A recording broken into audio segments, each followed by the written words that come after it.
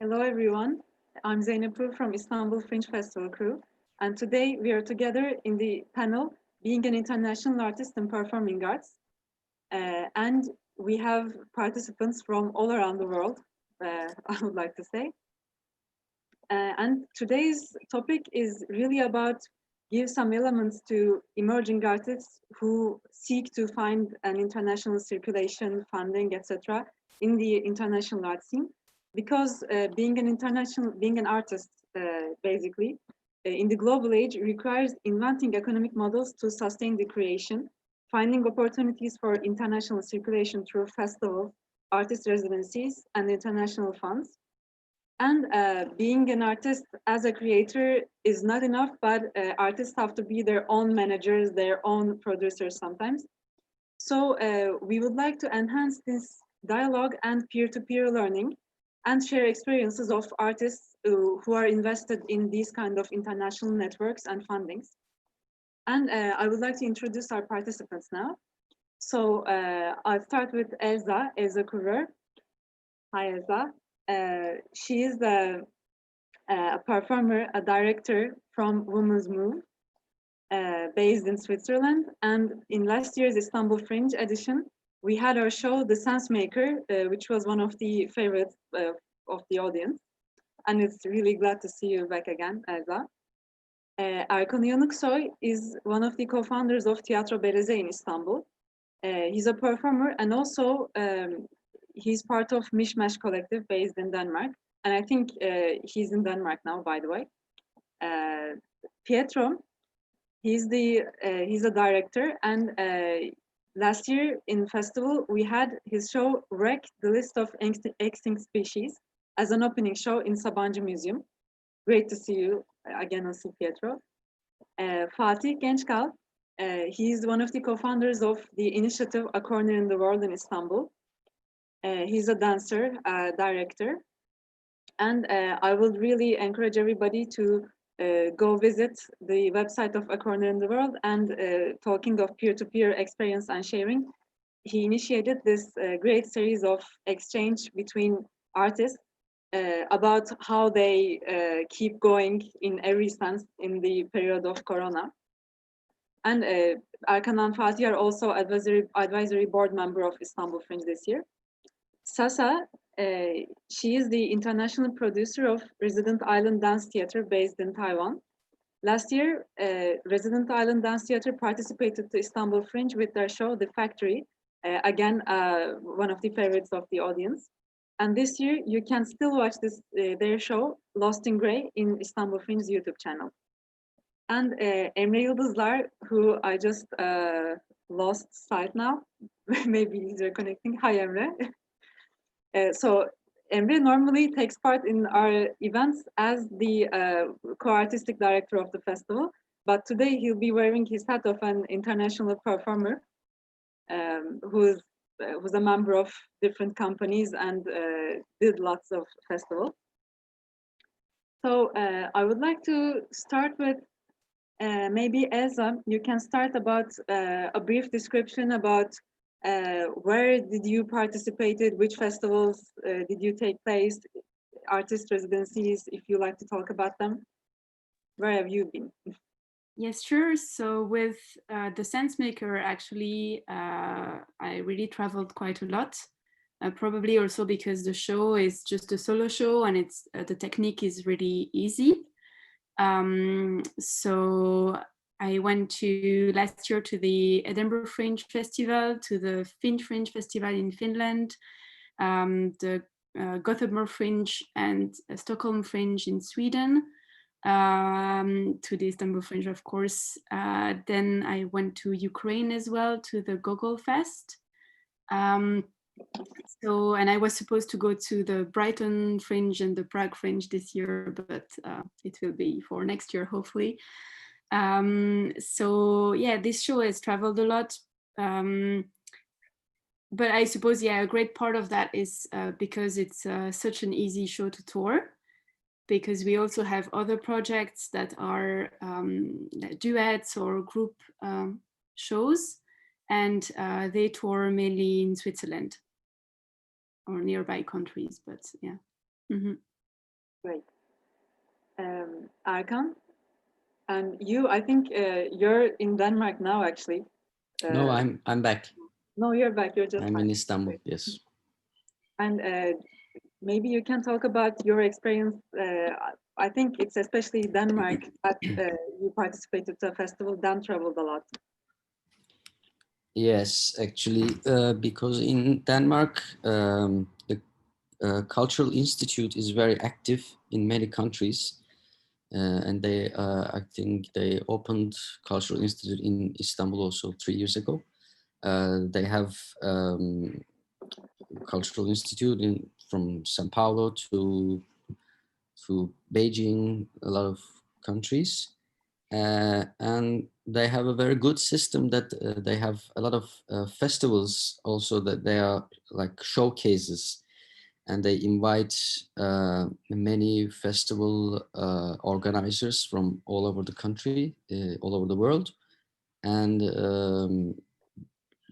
most of the times they also supply flight tickets and accommodation, so it's really very much fun for those people who have festivals. They just come and pick shows, and sometimes in some festivals there are like over 100 shows. So they create a kind of market, and that's why also our shows traveled a lot. And also, as Elsa said, our also shows are very easy to travel. We don't use any decor, only costumes. So that's also another point that I think that festivals can easily pick you, because they don't have to pay for the international transit, decor, customs. They are really expensive things. Yeah. Pietro, do you want to start about where did you travel with REC, and maybe you can talk also about the other projects of yours. Oh yes. So REC is a very lucky production. We had the chance to perform in Europe and out of Europe, in South America, in North of Africa, in Asia. During 3 years, more than 70 times. So it's very huge experience all around the world. And REC is a dance show conceived to a lot of times to be recreated with the local dancers. So we have recreated REC already 50 times. So today there is a huge family of dancers that have danced REC, and during the tour it's nice because I can call back some dancers from Mexico, from Asia to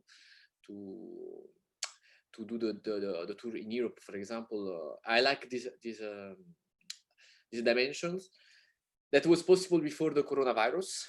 Now we live in another period of our history, and we have to think strategy differently. But of course, REC and the tour was possible because I am a white privileged man that live in Brussels.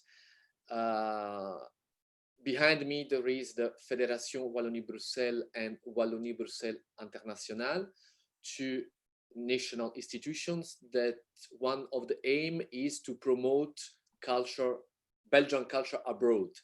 So without their help, it was impossible to travel. It would be impossible to do all this tour. And this would make a difference because I am Italian, but I'm based in Brussels. If I was based in Italy, REC, I think maybe didn't have the same chance to travel. So I'm conscious of this. My work, my job is to keep alive this dynamic, to create a good connection with the partners that we meet during the tour, and to build up something, relationships that I hope today and tomorrow can give us the possibility to create new productions, have new meetings, etc., etc. So this is our reality today. But Of course, with the coronavirus, everything was killed this year, and I had to change completely the way to conceive a project, more local way. I'm speaking like a bad thing, but actually it's a very beautiful thing, you know, to renew the dynamic and to see, okay, there is a lot to do also here around my house, in around the theater where we usually work. Okay, that's it. Thank you. I think it's very important that you say about really investing in collaborations and relations, actually personal relations. That's what we are trying to do also in Istanbul Fringe. And I'm really happy that somehow we kept in touch and we already had meaningful exchanges in Istanbul Fringe.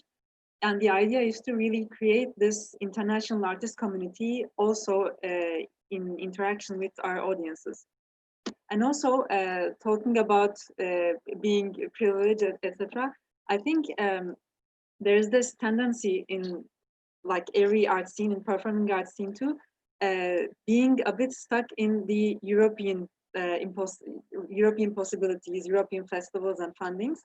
And it's also important to have other horizons in our head to think differently, I think.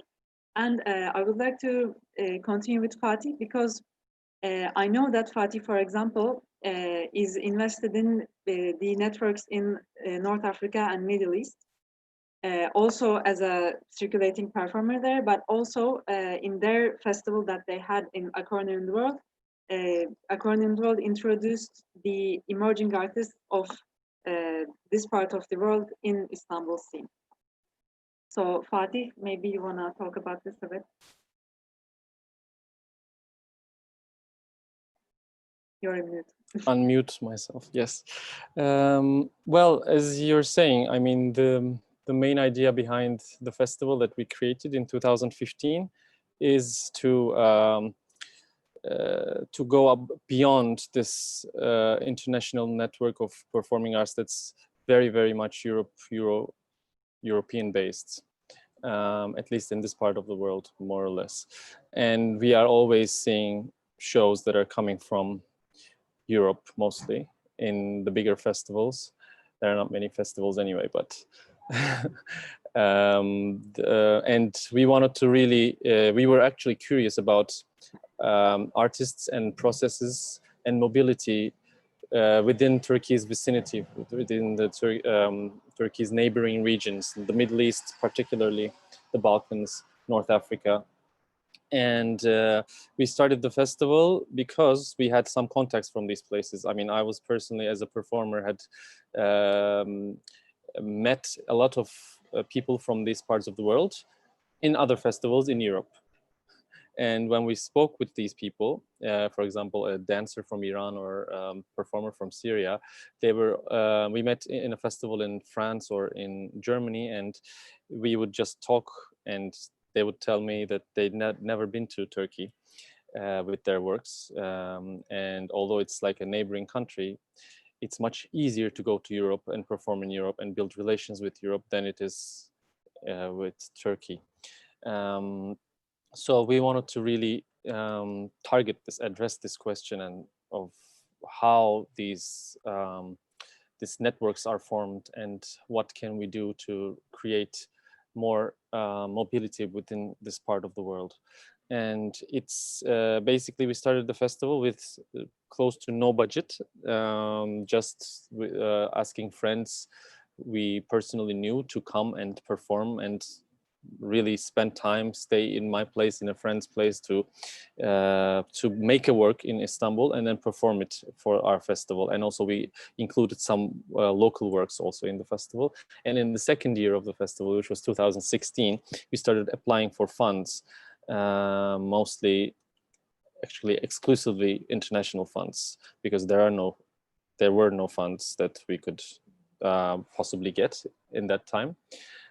From Turkey, and we got funds for mostly mobility of Arab artists, which is another thing. I mean, there is mobility within the Arab region,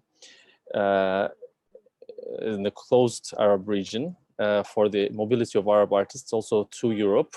But I mean, there's all this, you know, ethnicity stuff. I mean, there's the Arab part of the Middle East, and then there's the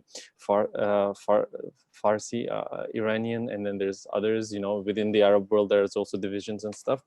But the funds we were able to find were for, mostly for the mobility of Arab artists.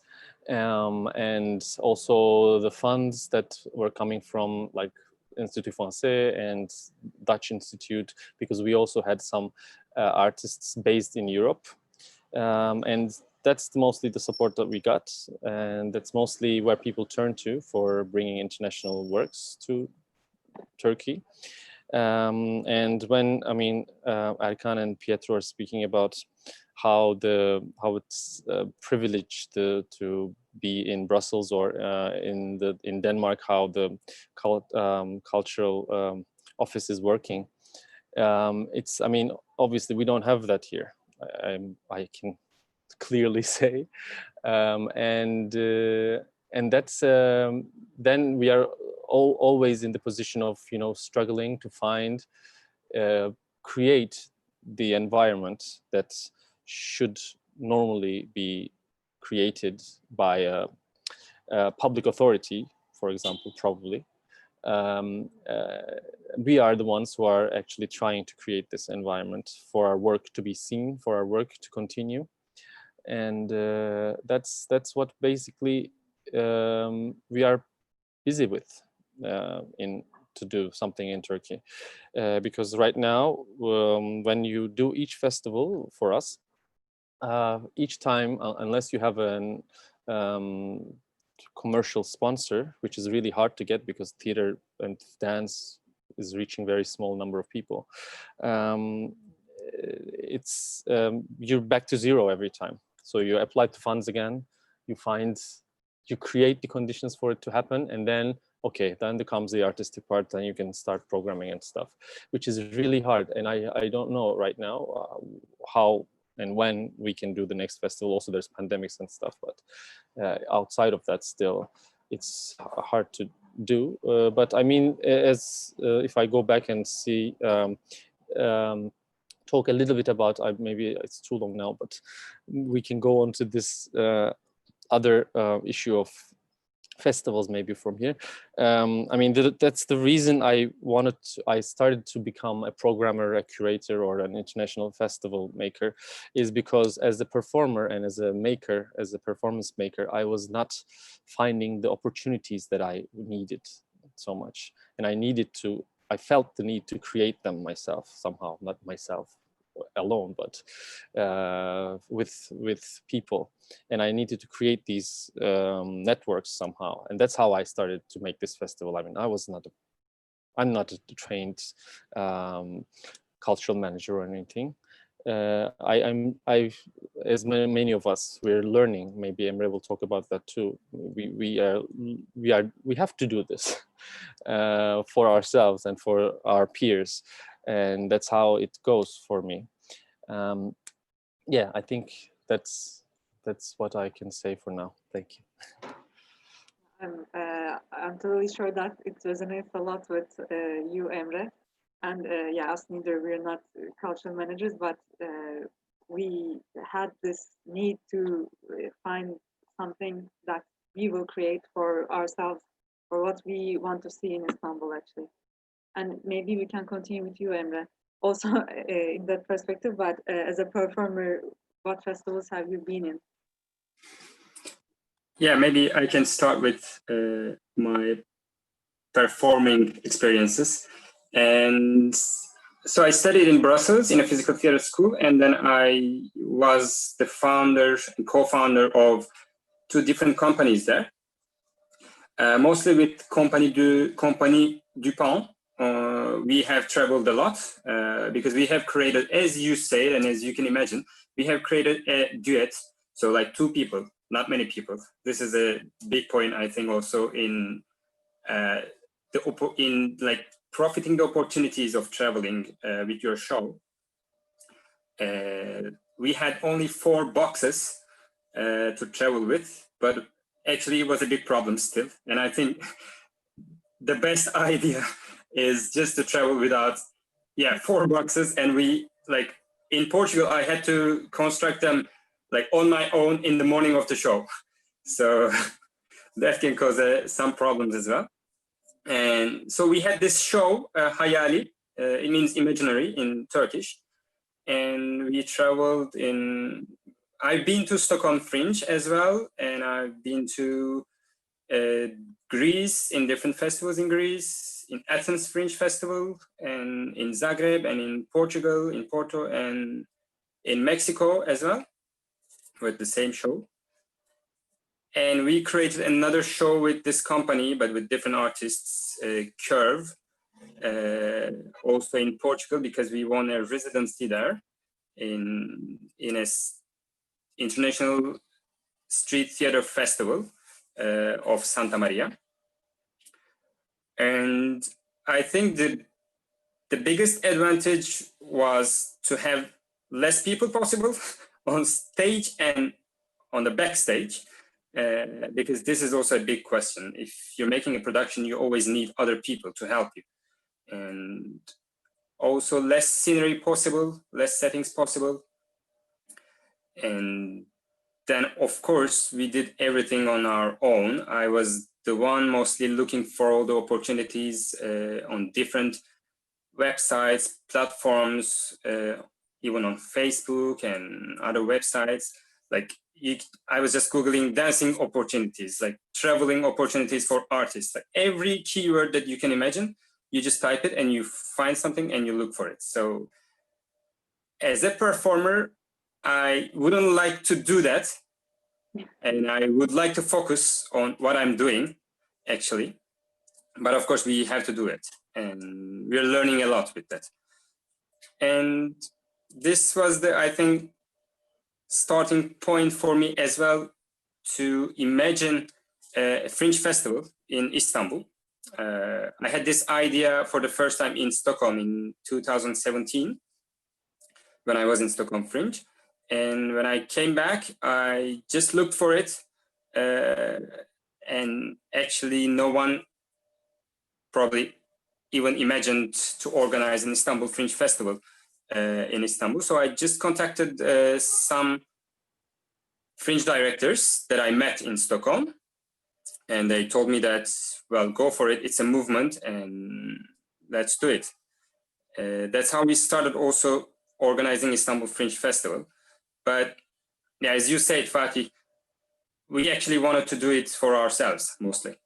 And because we want to see some shows that we could see in Europe and in other festivals, but not really in Istanbul. And we can create a network of people, not only from Europe, but from all over the world. We had a resident island last year from Taiwan, and other artists from, like we had artists from Iran, from USA, and we had applications from Israel, Nigeria, and a lot of different countries.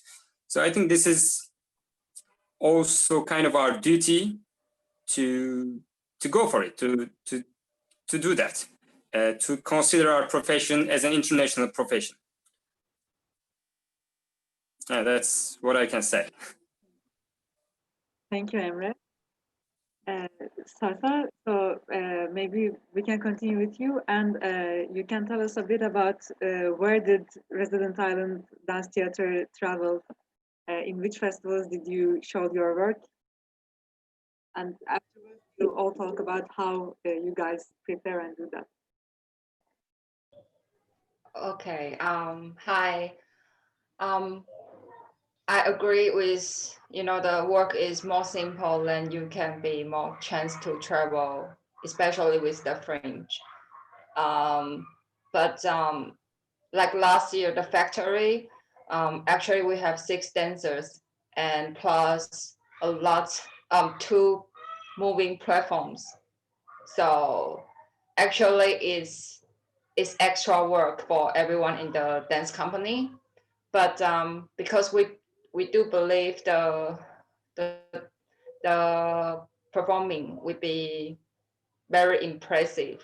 especially on an international fringe or festival. And that's why the choreographer, he would like to apply for the chance to travel around the world. And actually this last year, the Peace Factory, actually we went to Gothenburg Fringe as well. And it was invited for this year's Fin Fringe, which is in Finland, and also another Fringe in Auckland as well. And also was selected by the Ministry of Culture in Taiwan for the Avignon. So I think if it's a good work, it really get a lot of chance. But the dance company have to work out how you bring the work to travel around the world. For example, I'm the manager of the company. I don't know about how to do the lighting or even cue the music. But when my first year traveling with the dance company, actually the choreographer, he was one of the dancers on the stage, and I have to do the lighting with my first year as a theater person, and I never done this before. So I think international tour, it really improve your skill in the theater and improve create impossible thing in the theater as well. In Taiwan, I think is now looking for funding from governments. It's like a competition. But I think we are lucky enough as the government still supporting the dance company to do international, because it's like a cultural exchanging. We're receiving and we also giving our culture, and also receiving like different culture. And why we went to Istanbul Fringe, one of the reasons, because personally I love Turkey. So when I'm looking for the chance, then I see Istanbul Fringe. I think this would be a great opportunity, because Istanbul is between like Asian and Europe. It's in the middle, and also it's really beautiful place. And I think is a very great opportunity to develop our future, to connect with Turkey and also the other country around. So this and what I'm going to say. And this year, the Lost in Grey did by the Ministry of Culture, and we were selected to Edinburgh Fringe. And that was the chance to open up the international opportunity for the Resident Island Dance Theatre. And this piece already traveled around more than 10 different countries in Fringe and festival. We also went to like India and Korea, but still looking for more chances, because I think it's a great piece to keep going. Yeah, that's our experience. Thank you. Thank you. So maybe I think it will be interesting that all of you say a bit about exactly, specifically, which networks and websites do you check? Like, how do you follow international opportunities and festivals and artist residencies? Where do you get this information? How do you follow up? And how do you prepare your applications? So really the preparation process of all this work. And what are the key elements for writing a good application that is accepted by the festivals? Maybe briefly, you can give us some clues, some details about that. Elsa, you want to start? Yes, so for me, I look a lot on Dancing Opportunities, the website Dancing Opportunities. And also there is a newsletter in France from the CND and they sent mostly festivals who program dance. So actually our company is a dance company, but the show, The Sensemaker, is mostly theater. So I am used to the dance network, and then I had to kind of go to the theater network, which I don't know yet so well. But I think it's also like once you are programmed somewhere, you start building a network, and then people know you, and then they think about you when they hear about something.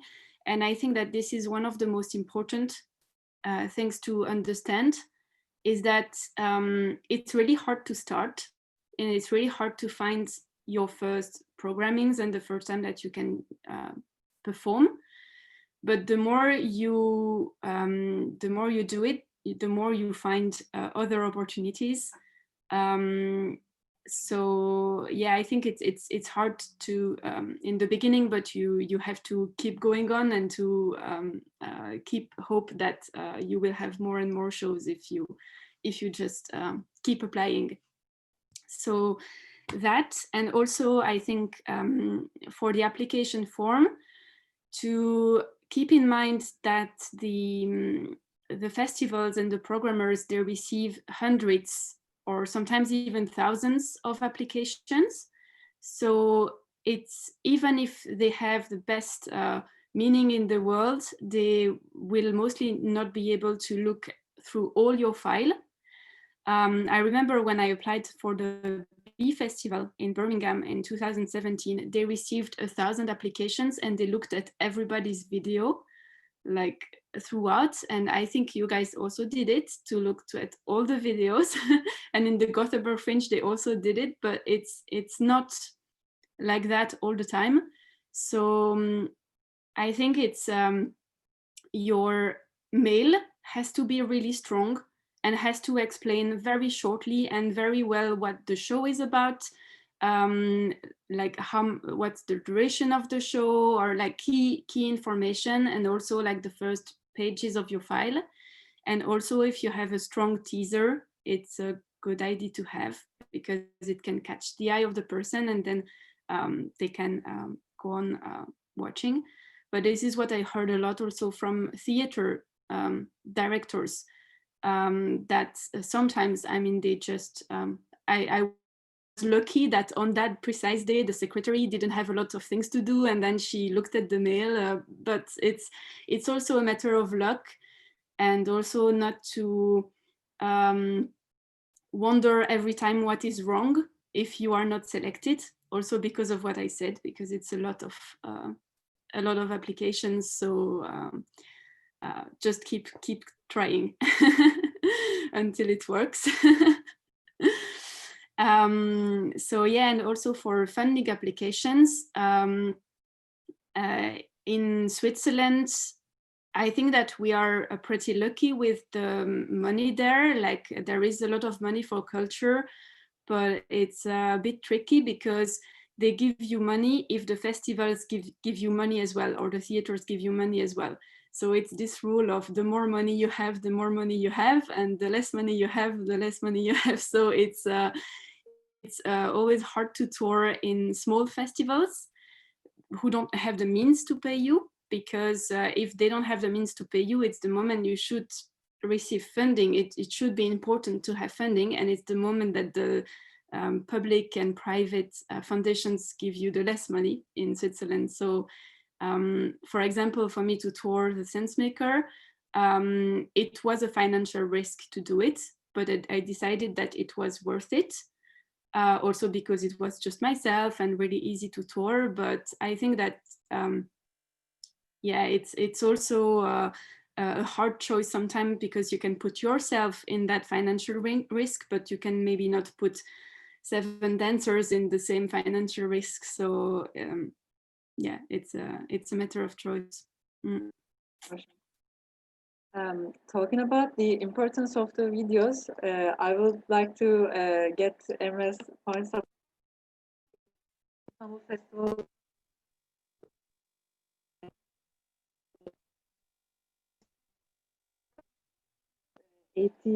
Around this number applications. Yeah, I have a problem with my voice. We didn't hear you for a while. Do you hear me now? Yep. It's okay. Okay, great. Sorry. It's gone again.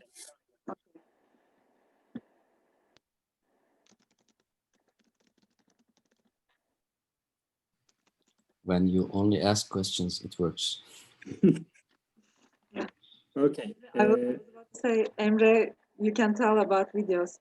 Yeah. Yeah, I think the video material is quite important as well. Of course, as you said, as maybe not all of the festivals check all the video stuff, all the video materials. But for example, in Istanbul Fringe Festival, this is, I think, the most important material because we don't have a chance to go to see the people like live on stage. So of course we read the descriptions, the synopsis, and the mails as well. But it also depends on what requires each festival. Because we require a Google application form where you need to write the basic information, the technical information, and upload some photos and a link to your full-length video. So of course, as you say, we receive, this is even our first year and second year, and we received like almost 2,000 applications. And I guess like other festivals who are organizing their festivals for years, they receive at least 300, 400, 500 applications. And like they can't give a chance to an application which is not filled completely, which is not filled. And it means this is the basic thing that you need to fill the whole application form. This is the first thing. And of course, as you said, we don't always have a chance to get in because it doesn't mean your show is bad or whatever. It doesn't fit in the program. Because I applied for festivals like successively. And the first year I wasn't accepted, but the second year I was accepted with the same show and with the same application. So that can happen as well. That's why I think we should keep trying, as you said. And regarding the websites that I'm looking for, like for the auditions for open calls, I'm also looking a lot in Dancing Opportunities because you can subscribe to their newsletter and you receive a newsletter every day and a lot of opportunities. I also check a lot for onthemove.org, where you can find a lot of traveling opportunities mostly. Some of the opportunities are just like country specific, but some of them are open to all the people, all the artists. And I'm also checking a lot about res artists for the residency opportunities. And I guess art jobs for also auditions and open calls and stuff. And for funding opportunities, I had grants from ECF. They have a grant called Step Beyond. It's a travel grant for the artists, and they can apply for it. And also PCF Prince Claus Fund, which is, I think, Netherlands-based foundation. But they give grants to all the international artists. So this is, I think, the sites and platforms that I visit the most. Elsa? I just thought now also that when I'm going to Ukraine now, the Swiss embassy is helping for the tour. So it can also be a good idea to check for your embassies in the countries you want to tour. So, and also just what you said about like you cannot program, you have to find something that fits your festival. And I remember that once there was an agent for dance shows, he told me that you shouldn't perceive applying to festivals as please take my show, but more that we are all in the same issue of trying to find the right show for the right place, and more to see it this way. Yeah, that's it. Erkan, what about your networks and suggestions? Well, we used to search festivals, and we were sending a lot of applications to the festivals, but I think it only worked 2 times without them seeing your show alive. I mean, then we understood that because most of the festivals were asking, like, when will you perform? We would like to come and see your show. Video is not enough. They don't know you. And in the beginning, I mean, in like when we founded Mishmash, it was 2012, and for 2 years we had really a tough time. It was really hard. We were sending applications, we were rejected. But then some people from some countries, they saw us in one festival in Denmark. It's also showcase. And then somebody invited us to somewhere, and then it suddenly developed, because I think almost each festival led us to another festival. Somebody comes and see you, then they invite you to another show, to another festival, then it brings 2 more festivals, and then we decided not to search for festivals and not to send in applications, because it takes a lot of time to fill up an application. We decided, okay, not to do that. And one of our manager friend, she was not our manager, but she was kind of consulting us. She said that perform your show as much as possible, then, and we paid a lot of money from our pockets. We just rented some theaters, went there, performed. We performed in the parks for free. We performed there and there, and then, there was a kind of rumor going on in the theater world in Denmark. Like, okay, there's a group, new Mishmash. Have you seen that? Yeah, it developed like that.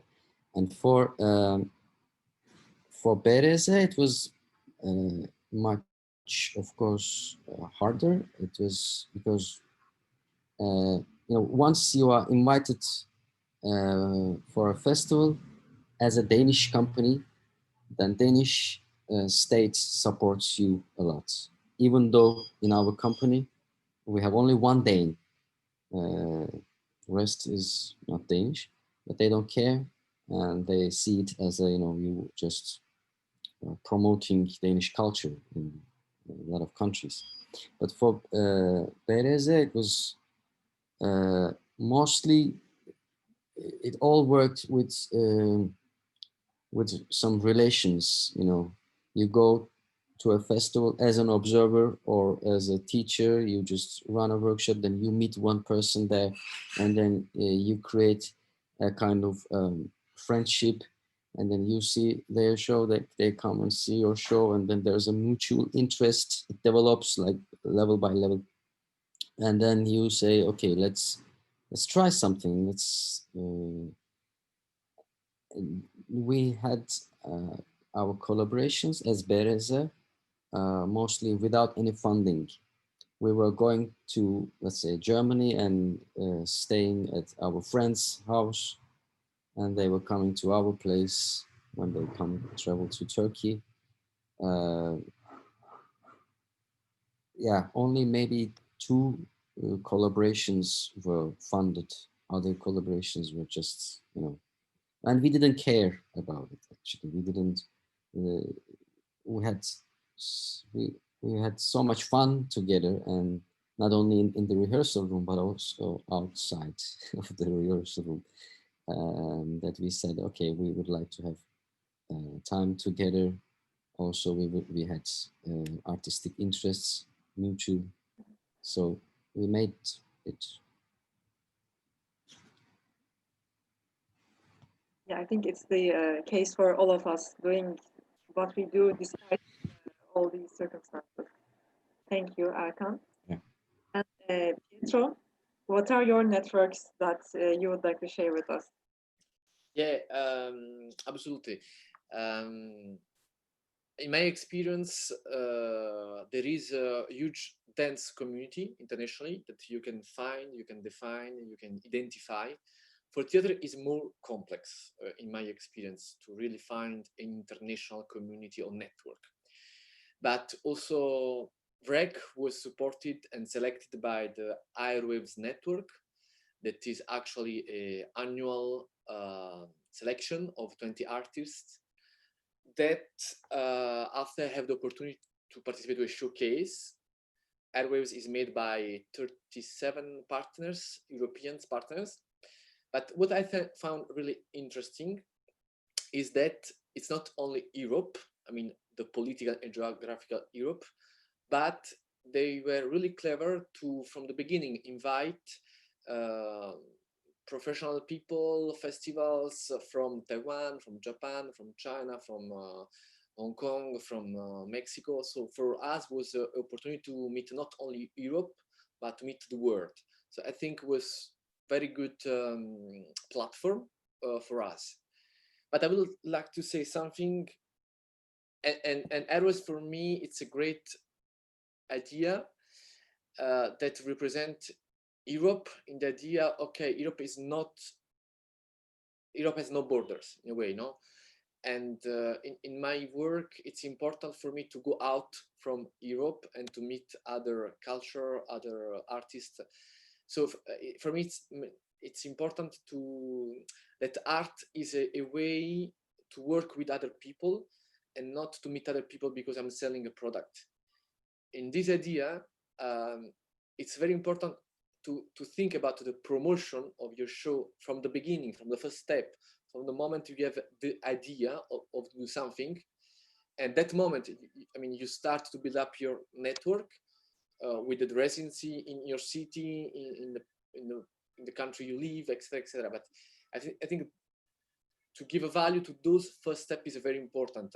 That actually this will be your base to build up your relationship, to build up your thought, to build up your possibility, because each institution at different scale is in a kind of network. Okay, so each place is an opportunity to develop not only the strategies to promote the show, but the thought behind why it's important for you to travel, why it's important that people from another continent, another country meet you. Or I mean, this is, I think, something very, very important. And that's why I was happy and honored to come to the Fringe, to be the opening of this new adventure, because for us represented really an opportunity to go out and to share and to meet and to create new bridges and to see what we can do together in the future, how we can exchange, etc., etc. In my experience, I'm surprised that you can identify festivals, you can identify on Move, that is a wonderful tool to get information and opportunities. But I'm surprised that there is not a network of artists, there is not a network of companies. That will be the most maybe fruitful thing, a clever thing to support each other, to create an international exchange on reflection, on practice. I mean, the Fringe Festival now is in charge of this in a way, to be the medium between artists. So this is something I'm thinking on it. And maybe the last thing is about how, as an artist, you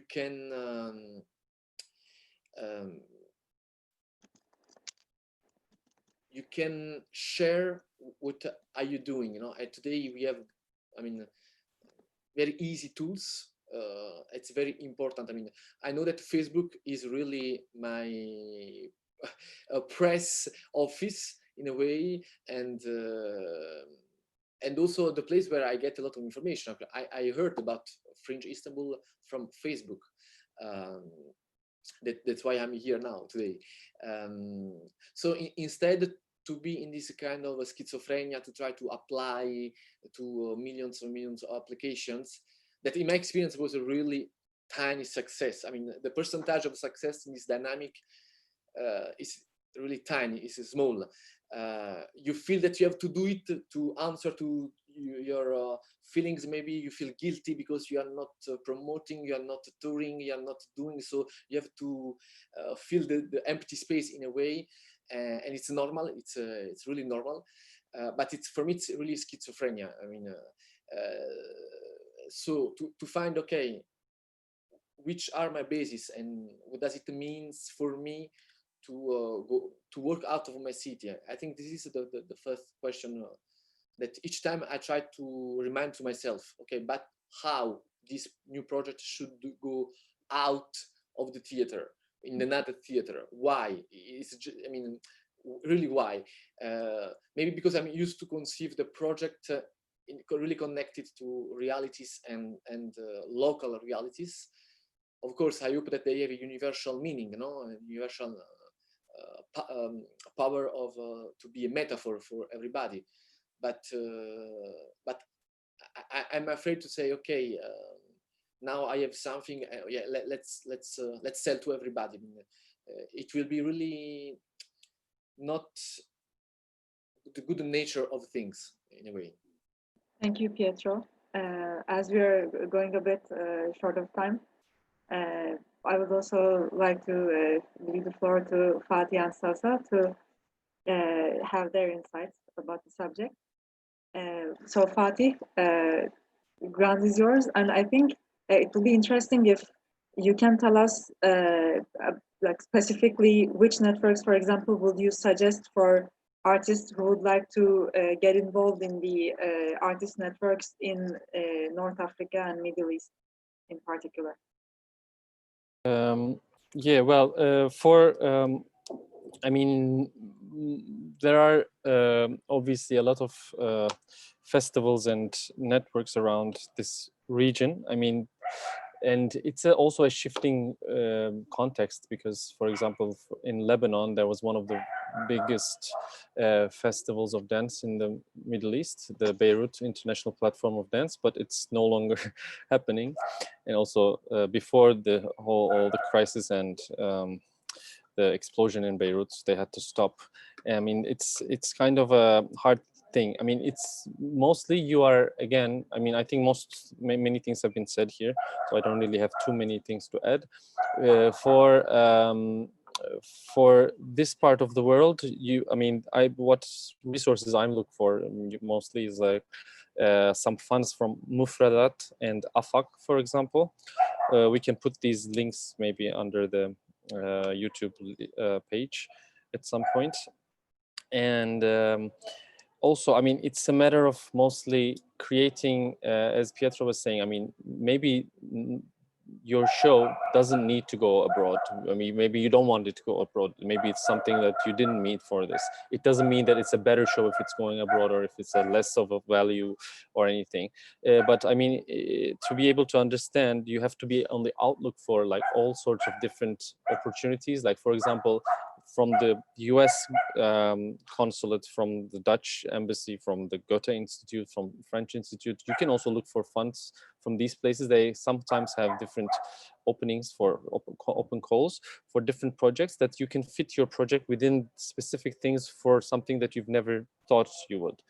I mean, for example, there's right now an open call for ecological projects from the Dutch Institute, Dutch consulate. So there are these different types of calls also in the Middle East that you can look for and chase and see if your project really fits in it. I mean, I'm also speaking like my last 5 funding applications have been rejected in the pandemic time.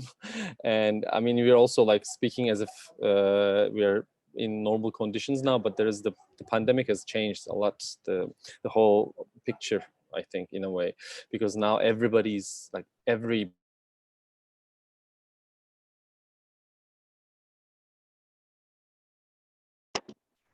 You're frozen, Fatih. Okay. Right. Yeah, and actually, yeah, it's a shame that you were in the middle of saying what you were saying, and so lost Sasa, I think. She wrote Tanzmese and ISPA is worth to try for building network and knowing what others are doing. And I think she just lost her connection. So I think we'll have to conclude our session. And thank you all of your participations and all of your insights. I hope that all this will be helpful for the emerging artists, aspiring artists in performing arts.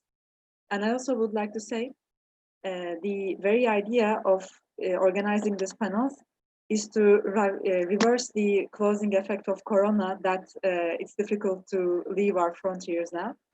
And I think it's important to create these kind of platforms to international exchange. Together today, Elsa, she's connecting from Geneva, Arkan from Istanbul, he's just back from Denmark, by the way, Pietro from Brussels, Fatih from Izmir, Emre from Istanbul as well, and Sasa from Taiwan, and me from Paris. So I also find a bit pleasure in these kind of moments that we can manage to organize things that we won't be able to in the space, at least in Corona time. So Fatih, we lost you for a bit, but yeah. Would you like to add something and finish your? Sorry? I can't. Okay. Don't worry. Okay. Okay then. So then, thank you, everybody. It was a nice meeting you again. Thank you very much. Thank you. It's a Thank pleasure. Thanks. Bye bye.